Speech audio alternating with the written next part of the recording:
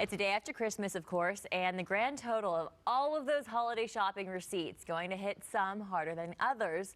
What we're learning is a major reason, though, for spending well beyond your means might not be need or generosity, but a costly addiction.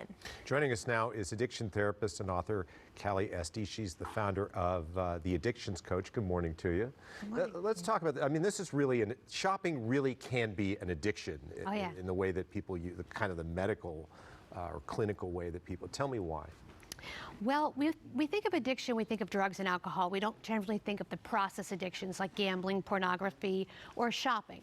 Shopping can get out of hand because what happens is we get instant gratification when we buy something, but then we end up with buyer's remorse later when we have to pay for it down the road.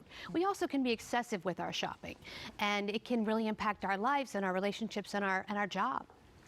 I was floored to see an estimated 18 million people addicted to shopping in the U.S. So let's talk about, there's always underlying causes. What are some of the causes of this? The big one is trauma and abandonment. We see a lot of people growing up that don't form healthy attachments to other people.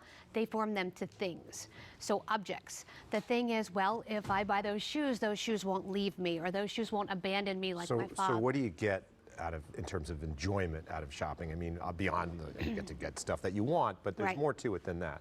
It's a rush. It's a big rush. And then it's also can become a hoarding issue where you put it in the house and you look at it and you cherish it, but you don't use it. Because if you use it, that means it could go away or it could disappear, or it could break, and you have to buy a new one. So there's a double-edged sword with shopping addiction. But sometimes we don't think is it the same thing as hoarding? Because hoarding is a different deal, right? No? Hoarding is an extreme shopping addiction, if you think of it that way. So shopping addiction, one of the things we see is if you look in someone's closet and they have a lot of clothes with tags on that they never wore, or shoes in boxes, or maybe 30 pairs of shoes, one with each outfit. And they have specific outfits for specific times of the day, and they never wear the same thing in 30 days. That's some of the things we look for in a shopping addiction. So what can you do? What happens if you have that? I mean, if you have it, you need to call a therapist and get an evaluation. You could always call us and we could help you and see if you do have a shopping addiction, or if maybe you just overspend.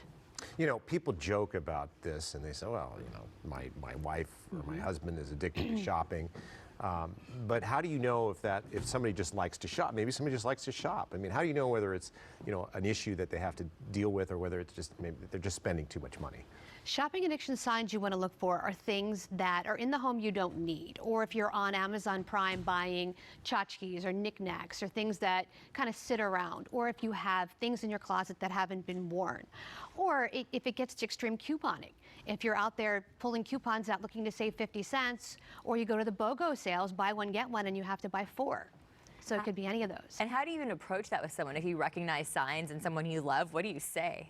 Well, you can approach it from a monetary standpoint. Are you spending money on the things you really want to do? Have a vacation. Have you been on a trip? Have you saved money for Paris? Or have you spent your money on Christmas for trips to Las Vegas? Have you done that? Or are you buying shoes and things you don't really need? And if you ask them, generally you'll get an idea, and then you can always recommend that they give us a call and we can help. What does the therapist say to somebody who's a shopping addict? I mean, what kind of treatment really is going to make a difference? Yeah. Well, it's tough because shopping, being a process addiction, it releases serotonin and dopamine in the brain versus drugs and alcohol where external stimulus is.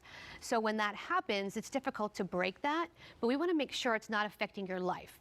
You can shop all you want, but if it's impacting your life and your relationships and your credit cards and you can't pay for it, or your husband's unhappy that you have boxes in the house, then we have to have a discussion. Or your wife could be unhappy too, because it's not just women. Yeah.